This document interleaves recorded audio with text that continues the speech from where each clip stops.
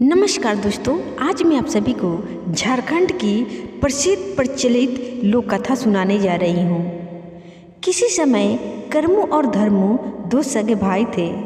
कर्मू किसान था और धर्मू व्यापारी। एक बार जब धर्मू अपने घर से बाहर गया हुआ था, तब कर्मू ने एक धार्मिक सहभोज का आयोजन किया और उसमें कर्मू के परिवार वालों को नहीं बुलाया। जब धर्मू लौट कर आया तो उसे यह सब विदित हुआ। उसने अपनी गृहिणी से कहा कि वह भी अपने घर में एक धार्मिक उत्सव का आयोजन करेगा, इसलिए वे देर रात तक तैयारी करते हुए भात और तरकारी पका रहे थे। भात यानी दोस्तों चावल जो हम लोग पकाते हैं, उसको बिहार और यूपी और झारखंड में भात बोला जाता है। अब आइए आगे कहानी में बढ़ते हैं। तब कर्मू गोसाई नीचे यह देखने आए कि धर्मू उनके सम्मान में क्या व्यवस्था कर रहा है, और वह उसके घर के पिछवाड़े से यह सब देखने लगा।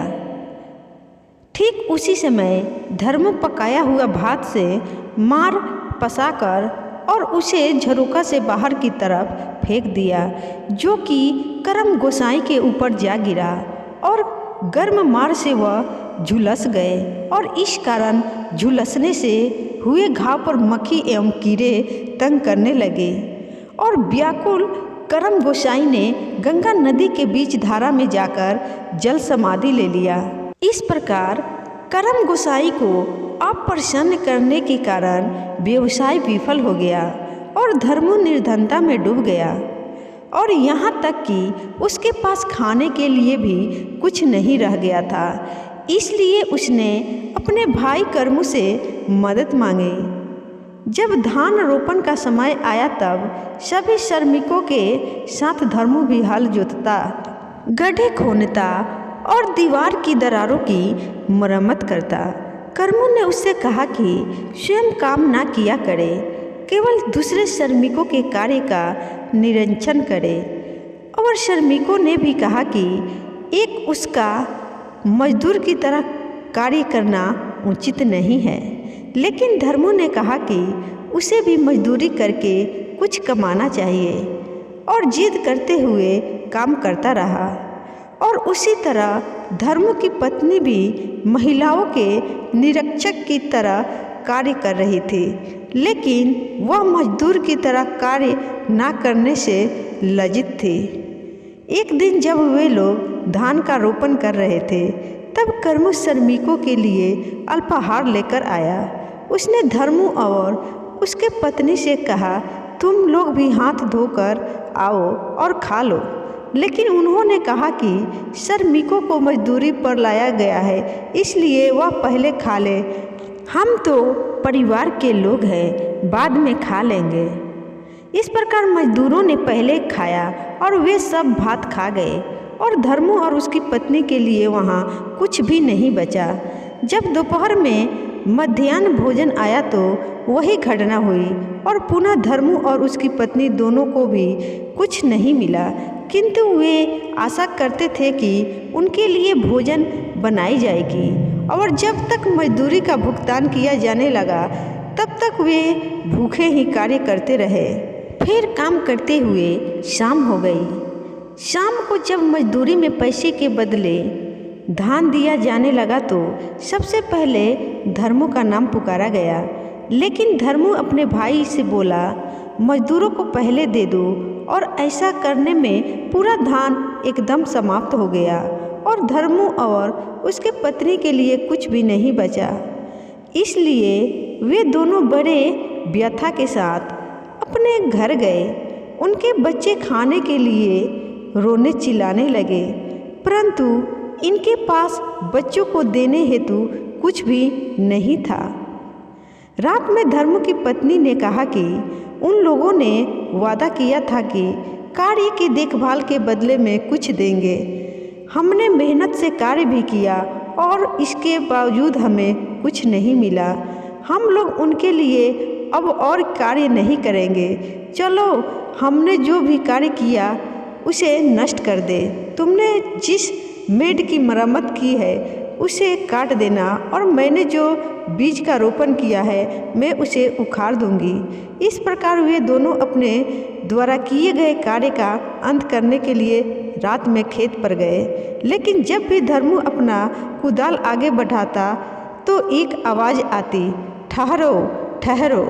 ऐसी आवाज़ सुनकर दोनों ने कहा, तुम कौन हो हम लोगों को रोकने वाले?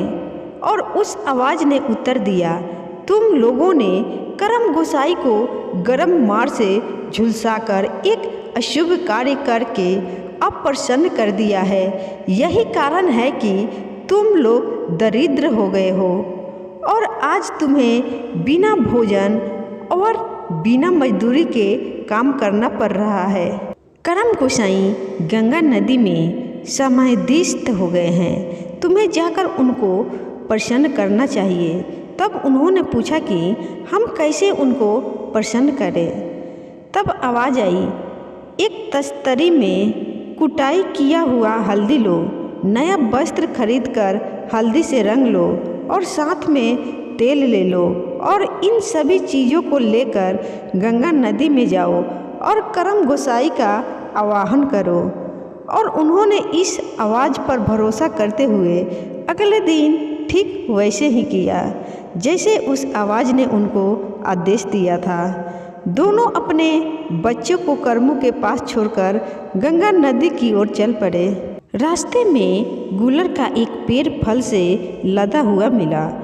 दोनों फल खाने के लिए पेड़ के पास गए, लेकिन पेड़ के पास जाने पर पाया कि गुलर का फल दूषित था और तब उन्होंने गीत गाया। हम भूख से कलांत गुलर के पेड़ के पास आए और पाया कि गुलर दूषित था। ओ करम गोसाई, तुम हमसे अब कितना दूर हो। तब दोनों आम के पेड़ के पास आए और वहाँ भी ठीक पहले जैसा ही घटना हुई। और तब दोनों ने एक गाय और बछड़ा देखा। उन्होंने सोचा कि गाय का दूध निकाल कर पी लेंगे, लेकिन जब वो गाय को पकड़ने गए तो गाय भाग गई और उसे वे पकड़ नहीं पाए। और तब उन्होंने फिर से वही गीत गाया, हम लोग गाय पकड़ने गए तो गाय भाग गई और जब हम लोग बछड़ा पकड़ने गए तो बछड़ा भी भाग गया। ओ करम गोसाई, तुम हमसे अब कितना दूर हो। किंतु गाय ने उनसे कहा, गंगा नदी के तट पर जाओ। तब वे भैंस के पास उसको धोने गए, लेकिन भैंस इन पर सींग से हमला करने के लिए अपना माथा झुका के तैयार हो गई। तब धर्मू रोने लगा, लेकिन उसकी पत्नी उसको सांत्वना देते हुए गीत गाया, यदि तुम भैंस को पकड़ने जाओगे धर्मू, भैंस तुम्हारी जान ले लेगा।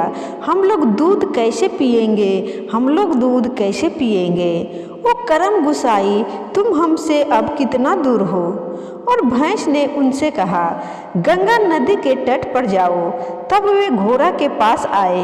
उन्होंने सोचा कि वे घोड़ा को पकड़ के और उस पर बैठ के घुड़सवारी करते हुए गंगा नदी के तट पर चले जाएंगे, लेकिन हिनहिनाते हुए घोड़ा ने दुलती झाड़ा और तब उन्होंने गीत गाया।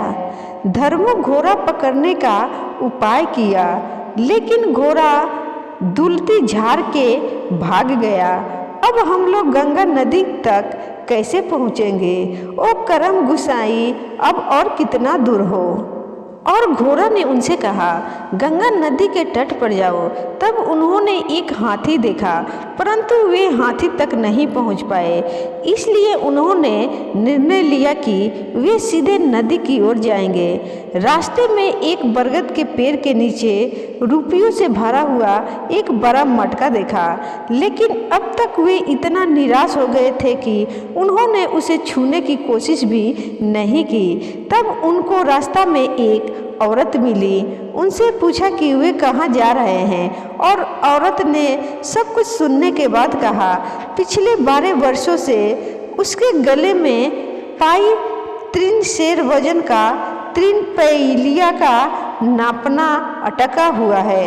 करम गोसाई से जरूर पूछना कि मुझे इससे कैसे छुटकारा मिलेगा, और उन्होंने उसे वचन दिया कि वह अवश्य ही पूछेंगे। उसी रास्ते में एक और स्त्री मिली। उसका माथा पर छप्पर का छाजन करने वाला घास का एक गट्ठर फंसा हुआ था। उसने भी इनसे वादा लिया कि करम गोसाई के मिलने पर यह पूछेंगे कि इससे मुक्ति कैसे होगी। उन्होंने कहा ठीक है, पूछ लेंगे।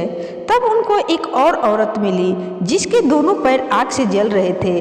दूसरी मिली जिसके पीठ में एक बैठने वाला तिपाही फंसा हुआ था। उन्होंने सभी से वादा किया कि करम गोसाई के मिलने पर मैं सबके बारे में जरूर पूछकर तुम लोगों को बताऊंगा। इस प्रकार अंत में वे दोनों गंगा नदी के किनारे पहुँचे और तट पर खड़ा होकर करम गोसाई का आवाहन किया। और जब करम गोसाई आए तो उन्होंने उनको पकड़ लिया।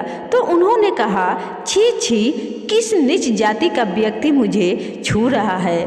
तब धर्मू बोला, हम लोग नीच जाति के नहीं हैं। और धर्मू ने उनको स्नान कराया और उन पर तेल और हल्दी का लेप किया और अपने साथ जो नया वस्त्र लाया था उस वस्त्र से उनके शरीर को ढक दिया। इस प्रकार उनको घर वापस चलने के लिए मनाया और वे सभी घर लौट पड़े।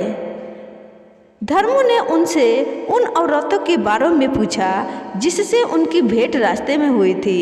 करम गोसाई ने कहा, उस औरत के पीठ में तिपाही इसलिए फंसा हुआ है कि उसने अपने घर आने वाले किसी आगंतुक को बैठने के लिए कभी कुछ नहीं दिया। उसने जैसा बोया वैसा ही काटेगी और वह इससे मुक्त हो जाएगी। औरत जिसके दोनों पैर आग में जल रहे हैं, उसने अपने पैर से आग जलाने के लिए ईंधन को पैर से ढकेल के आग में डाला था। यदि वह भविष्य में ऐसा नहीं करेगी तो वह इससे मुक्ति पा जाएगी। औरत उसका माथा छाजन वाले घास के गट्ठर में इसलिए फंसा हुआ है कि इसने अपने साथी के बाल में तिनका को समाते हुए देखा था, लेकिन उसको इसके बारे में कुछ नहीं बताया। उसे वैसे ही रहने दो, वह भी भविष्य में आगे इससे मुक्ति पा जाएगी। और वो औरत जिसके गले में पाई इसलिए अटका हुआ है कि जब भी उसके पड़ोसी उससे नपना मांगने आते तो उसने उनको नपना मांगने पर नहीं दिया, उसे वैसे ही रहने दो, वह भी भविष्य में आगे इससे मुक्ति पा जाएगी। और करम गोसाई ने पूछा कि क्या कभी उन दोनों को एक हाथी, एक घोड़ा, एक भैंस, एक गाय, ढेर पैसा, आम और गुलर का फल दिखा था? तब धर्मू ने कहा, हाँ, लेकिन वे लोग जानवरों को पकड़ने में सफल नहीं हो सके और फल दूषित थे इसलिए खा नहीं सके। करम गोसाई ने आशीर्वाद दिया कि उनके घर वापसी पर यह सब कुछ उनके पास होगा, और वैसा ही हुआ। वे हाथी पर बैठ के वापस अपने घर बहुत संपत्ति लेकर आए। वापसी के रास्ते में उनको वही 4 औरतें मिली और धर्मू ने उनको बताया कि कैसे उनको अपनी समस्याओं से छुटकारा मिलेगा। धर्मू का गांव वालों ने बहुत स्वागत किया और धर्मू ने एक वृद्ध प्रीति भोज का आयोजन किया। सभी गांव वालों को छांटने के लिए धान दिया, लेकिन धान उबालने के बाद आसमान मेघाच्छन्न हो गया और वे धान नहीं सुखा सके। इसलिए उन्होंने सूर्य भगवान से प्रार्थना किया कि एक बार धूप दिखा दे, और उन्होंने धान को सुखा लिया। सूर्य देव ने धूप निकाल दिया। इसलिए तो दोस्तों एक बार प्रेम से बोलिए करम गोसाई की जय। दोस्तों अगर आपको यह कहानी अच्छी लगे तो वीडियो को लाइक शेयर जरूर करिएगा और अच्छी अच्छी लोक कथा सुनने के लिए हमारे चैनल को जरूर सब्सक्राइब करिएगा। धन्यवाद।